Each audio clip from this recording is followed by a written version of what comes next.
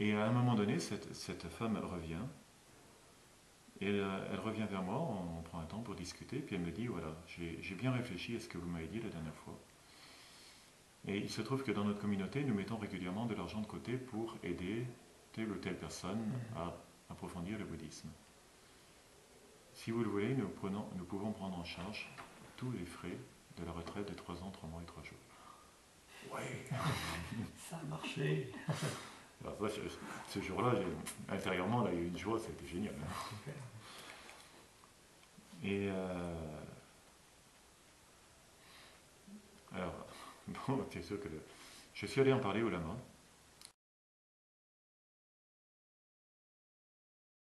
Lama Tenzang, le lama dont je t'ai montré la photo, qui était mon père spirituel, enfin, parmi d'autres, hein, il était père spirituel de tous ceux qui faisaient la retraite, et de bien d'autres encore. Et lui a préféré refuser que je fasse cette retraite pour l'instant. Il m'a plutôt encouragé à la fin de la retraite de Nyuné de repartir dans le monde, de travailler, puis on verra. On verra plus tard. Donc il temporisait. Ce qui quelque part était sage, parce que j'avais une fâcheuse tendance à prendre des raccourcis. Avec l'avantage et l'inconvénient que ça peut valoir. Alors, à la fin de la retraite de Nyuné, donc là je suis resté 5 mois,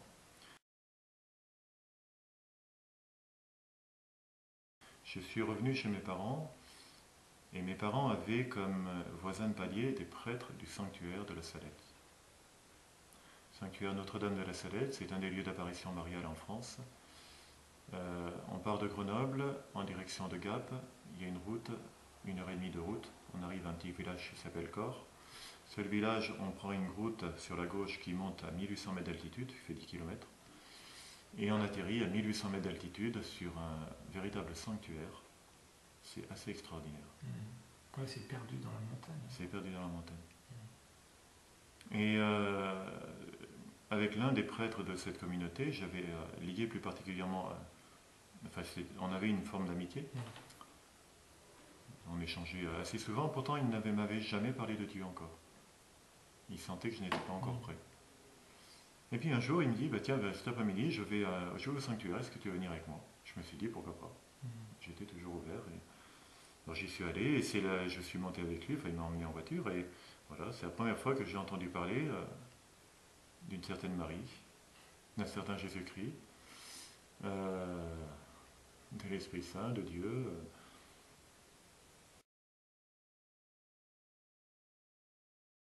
Et bon. Mais de même que pendant tout ce parcours qui m'avait précédé, les choses avaient été très fortes, et ça devenait de moins en moins fort et de plus en plus profond, comme une invitation. Et en arrivant au sanctuaire de la Salette, c'était un peu le reflet de ce que Marie pouvait faire, c'est-à-dire à la fois profond et avec beaucoup de douceur. Pour employer une image humoristique, au début Jésus me donnait des coups de pied aux fesses. Et puis après, ça devenait de plus en plus doux et profond. Et j'ai senti qu'il y avait quelque chose. Je suis reparti chez mes parents. Un jour, ce même prêtre, ami, m'a dit, tiens, est-ce que ça te dirait un jour de lire la Bible? Je me suis dit, pourquoi pas. Il m'a prêté une Bible. Je suis allé dans le centre bouddhiste tibétain et j'ai lu ma première Bible, parce que j'ai commencé et je suis allé jusqu'au bout. J'ai lu ma première Bible dans le centre bouddhiste tibétain, dans la caravane que j'avais. Il y a les choses à fond, comme d'habitude.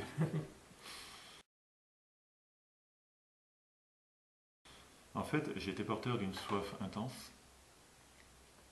Et cette soif, elle existait depuis des années, mais avant même que Jésus ne se manifeste à moi.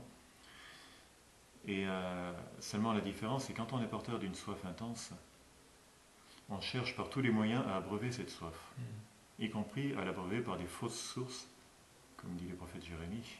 Enfin, lui, il parle de citerne fêlée, mais ça revient au même. Par tout ce qui me semblait être quelque chose de très fort, mais qui en fait abreuvait en apparence, mais très rapidement desséché. Parce que c'était des fausses sources, ce n'était pas la source véritable. De source véritable, il n'y en a qu'une seule, c'est Dieu. Parce qu'en fait, cette soif que j'avais, c'était la soif de Dieu, mais je ne le savais pas. Et comme personne ne m'en avait jamais parlé, je cherchais par tous les moyens à abreuver cette soif de Dieu. Je cherchais, comme je l'ai déjà dit, par des films morbides, en chantant des films de louange vers le rock, etc. C'est ce dont j'ai déjà parlé. Donc en arrivant au sanctuaire de la Salette, je découvrais Marie. Et je sentais qu'il y avait quelque chose. Donc je me dis, bon, je pensais arrêter temporairement un peu, enfin, prendre un peu des vacances, on peut dire, par rapport au bouddhisme tibétain, puis y revenir après. Et je me suis dit, bon, je vais demander à être bénévole, parce que être simplement parmi les pèlerins, ça ne m'intéressait pas. Je voulais faire les choses en profondeur. J'ai demandé, ça a été accepté, et je pensais y rester 1 an. En fait, j'y suis resté 1 mois et demi. Au bout d'1 mois et demi, le sanctuaire fermait ses portes. C'était au mois de novembre 91, 1991. Le sanctuaire fermait ses portes pour permettre aux salariés d'avoir des vacances.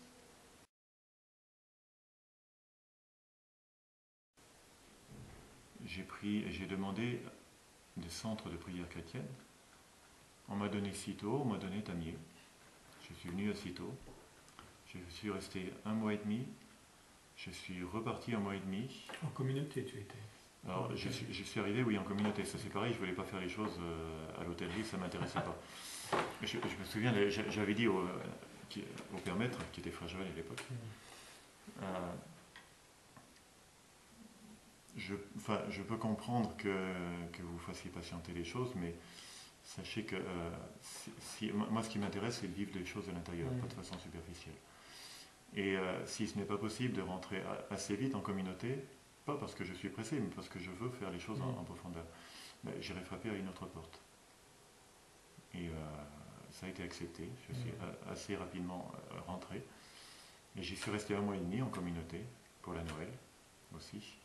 Donc c'était mi-novembre jusqu'à la Noël inclus. Et je suis reparti 1 mois et demi. Alors c'est pareil, j'avais des obstacles, il me restait un crédit, j'avais acheté une voiture, j'avais travaillé, mais il me restait 5 ans de crédit à payer. Et je me suis dit, mais comment je vais faire? Je sentais intérieurement ce que j'avais vécu pendant 1 mois et demi avait été tellement fort que je sentais intérieurement qu'il fallait que je revienne. Et peut-être que j'y passerai ma vie.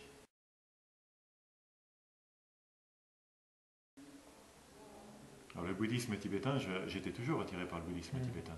Mais à ce moment charnière, je sentais qu'il y avait quelque chose de fort. Et en même temps, intérieurement, il y avait toujours, même si extérieurement c'était très différent, intérieurement, c'était le même appel que je vivais depuis le début, à l'époque du karaté Shotokai. Simplement, je commençais timidement à mettre un nom. Est-ce que c'était ce Jésus dont parlent les chrétiens, qui m'appelait à lui?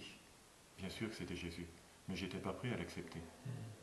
Si à l'époque du karaté traditionnel, on m'avait dit qu'un jour je deviendrais moine, j'aurais traité de cinglé la personne. Et c'est une vie qui est extraordinaire pourtant. Et bien sûr que maintenant je ne regrette rien. Et je ne suis que infinie reconnaissance, enfin pour autant que je puisse l'être, mais reconnaissance continuelle par rapport à Jésus et la façon dont il s'y est pris. Et puis pour l'ouverture que ça ouvre au niveau d'une espérance dans la présence des autres, y compris dans ceux qui prennent des chemins ténébreux. Tout est toujours possible avec Jésus.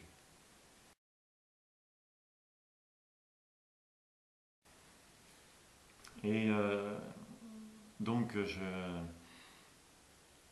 je suis reparti 1 mois et demi pour... alors donc il me restait un crédit de 5 années à finir de payer. J'avais une voiture et je me suis dit mais comment je vais faire? Il faut que je revienne, c'est important. Donc je me suis mis à prier ce Jésus que je découvrais. J'ai dû lui dire quelque chose comme que tu te débrouilles, si tu veux que je rentre, débrouille-toi. J'ai balbutié quelques mots. Il s'est trouvé que l'un des prêtres, il y avait 3 prêtres qui ont joué un rôle plus important, les prêtres de la Salette, dans ma conversion au christianisme, conversion au niveau de la forme extérieure. Et l'un des prêtres m'a dit, écoute, à qui j'ai confié ce souci, je ne voyais vraiment pas comment faire, en peu de temps, ce n'était pas possible. Et je ne me voyais pas non plus repartir dans le monde pour travailler pendant 5 ans. L'un des prêtres est venu me voir, il m'a dit, écoute,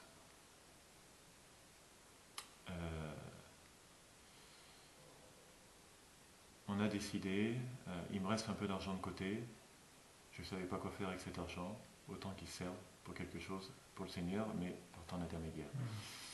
Donc je prends à ma charge à peu près, enfin il me disait une somme qui correspondait à peu près à 80% du crédit. Ça marche. Bon, d'accord. Si c'est pas un signe du Seigneur, bon, ok. Il y a un signe incarné en plus. C'est Il y a pas un signe seulement incarné, une voix, oui. c'est quelqu'un qui se révèle. Bien sûr, tout à fait. Oui, oui, oui. Très important.